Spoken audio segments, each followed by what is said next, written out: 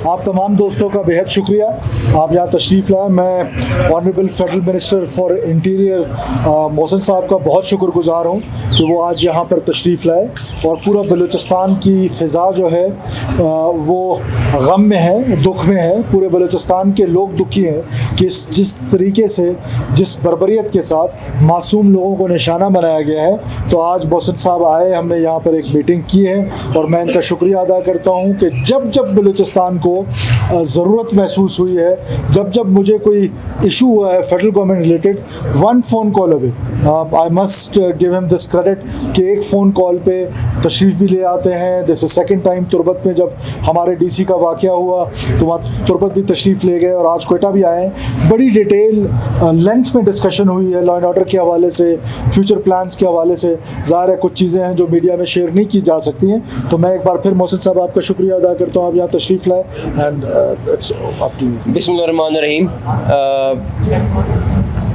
मेरा आने का मकसद यहाँ पे ये था कि आप लोगों को और बलूचिस्तान की आवाम को ये पता हो कि federal interior minister CM Balochistan की बैक पे खड़े हुए हैं। जो ये फ़ैसला करेंगे, जो ये डिसीजन करेंगे, हम लोग इनकी सपोर्ट करेंगे। आज कैबिनेट मीटिंग थी, प्राइम मिनिस्टर ने कहा नहीं कैबिनेट मीटिंग छोड़ दें, आप फौरी तौर पे जाएं। और सबसे अच्छी बात इस टाइम मुल्क के लिए ये है कि चाहे प्रेसिडेंट हैं, चाहे प्राइम मिनिस्टर हैं, चाहे आर्मी चीफ हैं, सब बलूचिस्तान के मुतालिक कंसर्न हैं और इस चीज़ों को सलूशन की तरफ देख रहे हैं और वर्किंग कर रहे हैं। हो सकता है बहुत सारी चीज़ें आपके सामने हो, बहुत सारी बैकएंड पे जो काम हो रहा है और उसके लिए वर्किंग बाकायदा हो रही है, जिसको लीड सीएम खुद कर रहे हैं। फिर सीएम जो भी फैसला करेंगे, जो भी सपोर्ट मांगेंगे या मांग रहे हैं या कर रहे हैं, फेडरेशन की तरफ से पूरी सपोर्ट है। इंटीरियर मिनिस्ट्री इनकी अपनी है, उसमें तो कोई दूसरी डाउट नहीं है। हम लोग इनके साथ खड़े हैं। जो पिछले परसों हुआ, हम सब उसमें गमगीन हैं। ऐसे वाक़यात जो हैं वो काबिल बर्दाश्त बिल्कुल नहीं है और हम लोग मिलकर इंशाअल्लाह ताला इन तमाम चीज़ों का सद्भाव करेंगे। और जो लोग ये सोच रहे हैं कि ये इन वाक़यात से हमें डरा सकते हैं या अपना कोई मैसेज दे सकते हैं, उनको बहुत जल्द एक अच्छा मैसेज मिल जाएगा इंशाअल्लाह ताला। सर, आपने अभी बात की है कि तमाम तर सूरत-ए-हाल सूबाई गवर्नमेंट के हवाले जो भी डिसीजन लेंगे, वेरी सॉरी टू से 25 की रात को ऐसे लगा कि सूबाई हुकूमत इंतज़ामिया कहीं पर नहीं थी। वो 53 ख़ानदान जिनके लोग गए हैं और जो हुकूमत की रेट को चैलेंज किया है, उस हवाले से आपका क्या स्टांस है फेडरल गवर्नमेंट और प्रोविंशियल गवर्नमेंट? देखिए, मेरा ख्याल है प्रोविंशियल गवर्नमेंट बिल्कुल जागी हुई है और जो इस टाइम अप्रोच है, आपका जितना मर्जी बड़ा दुश्मन भी हो वो भी कह रहा है कि ये अप्रोच पहले कभी नहीं आई बलूचिस्तान गवर्नमेंट की। जो दहशतगर्दों ने हमला किया है, बिल्कुल किया है, छुप के किया है ना, सामने आते मुकाबला करते, इंट्रीग करके किया है, कोई मसला नहीं है। मैं आपको ये भी बता दूं, अभी हम ये बात कर रहे थे ऑपरेशन की, किसी ऑपरेशन की कोई ज़रूरत नहीं है। ये एक एसएचओ की मार है और आप देखेंगे ये एक एसएचओ की मार रहेंगे इंशाअल्लाह ताला। इनके लिए कोई लंबी चौड़ी हमें साइंस करने की ज़रूरत नहीं है। ये दहशतगर्द हैं और दहशतगर्दों का मुकाबला करना हमारी सिविल आर्म फोर्सेस भी जानती हैं, हमारी आर्म फोर्सेस भी जानती है, हमारी पुलिस भी जानती है और इनका बंदोबस्त होगा। अच्छा सर, मैं एक मिनट प्लीज़, मैं ज़रा इस सवाल का जवाब दे दूँ।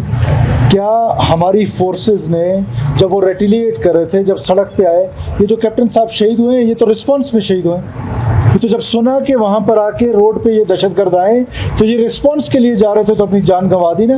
जो अकलौता बेटा था अपने माँ बाप का, 10 महीने की उसकी एक छोटी सी बेटी है, वालिद उसका कैंसर का पेशेंट है लास्ट स्टेज का, उसने अपनी जान कुर्बान की है बलूचिस्तान के लोगों के लिए।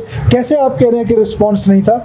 वो 53 फैमिलियाँ हमारी फैमिलीज़ हैं, हम उनके साथ हैं। मैंने आपसे कहा कि जैसे कल भी 4000 किलोमीटर हमारी सड़कें हैं, उसमें से वो किसी 1 इंच को ढूंढते हैं। हमारी सोसाइटी के अंदर रह रहे हैं, हमारी सोसाइटी के अंदर आके सिक्योरिटी फोर्सेस ग्रे में ऑपरेट कर रही हैं। कैसे पता चलेगा कि ये जो बंदा आ रहा है ये सड़क की रेकी करने आ रहा है या ट्रैवलर है? जब हम उनको रोकते हैं तब भी आपको इश्यूज शुरू हो जाते हैं। तो वो रेकी करते हैं, हमारी सबसे वीक जगह देखते हैं, वहाँ आकर आधे घंटे के लिए आते हैं, सॉफ्टेस्ट टारगेट को ढूंढते हैं, बसों से मुसाफरों को उतारते हैं और उतार के ले जाके 100 मीटर पे मार के भाग जाते हैं। तो उस रिस्पॉन्स मैकेनिज्म है।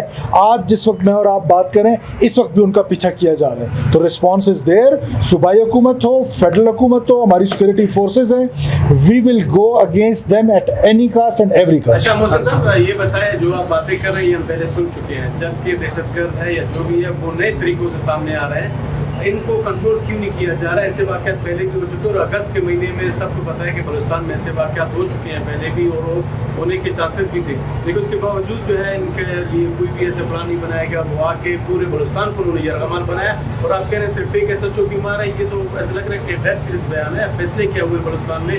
अभी आप लोग मीटिंग के क्या फैसले कर रहे हैं? ऑपरेशन तो पहले से भी जारी है, मजीद कैसे क्या नए तरीके से? मैं आपको सिर्फ ये बताना चाहता हूँ, मैं जो SHO वाली बात भी मैं कर रहा हूँ वो भी क्लेरिफाई कर दूँ। ये मैं आपको एज एन एग्जांपल दे रहा हूँ, कोई वो नहीं कि SHO खाली ऑपरेशन करेगा।